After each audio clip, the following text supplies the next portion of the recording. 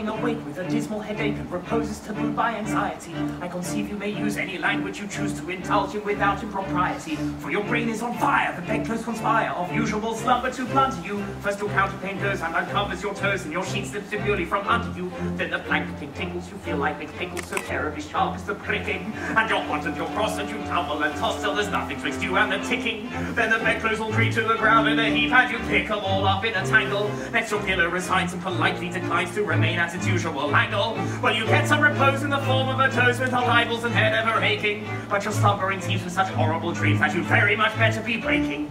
For you dream you are crossing the channel and tossing about in a steamer from Harwich, which is something between a large bathing machine and a very small second-class carriage. Well, you're giving a treat penny ice and cold meat to a party of friends and relations that were ravenous horde, and they all came aboard at those grand South Kensington stations. And bound on that journey you find your attorney, who started that morning from Devon. He's a bit undersized and you don't feel surprised when he tells you he's only 11.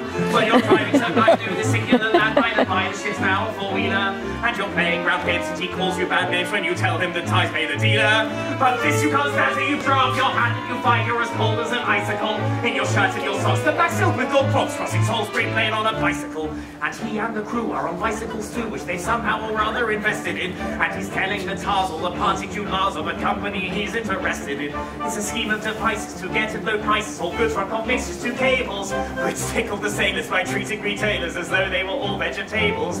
You get a good statesman to plant a small tradesman, first take off his boots with a blue tree, and his legs will take root and his fingers will shoot and they'll blossom and bud like a fruit tree. From the greengrocer tree you get grapes and green pea, cauliflower, pineapple and cranberries, while the pastry could pot cherry, brandy, bull crotch, apple puffs and three-quarters and banberries. The shares are a penny and ever so many are taken by Rothschild and Baring, and just as a few are allotted to you, you awake with a shudder, despairing. You're a regular wreck with a crick in your neck, and no wonder you snore, for your head's on the floor and you needles and pins from your soles to your shins and your flexes and breathe for your left makes a sleep and you throw your toes in a pine, your nose is a plump, your lung and a feverish tongue and a thirst is intense and in general sense that you have to be sleeping in clover. But the darkness has passed and it's daylight at last, and the night has been long. Ditto, ditto, my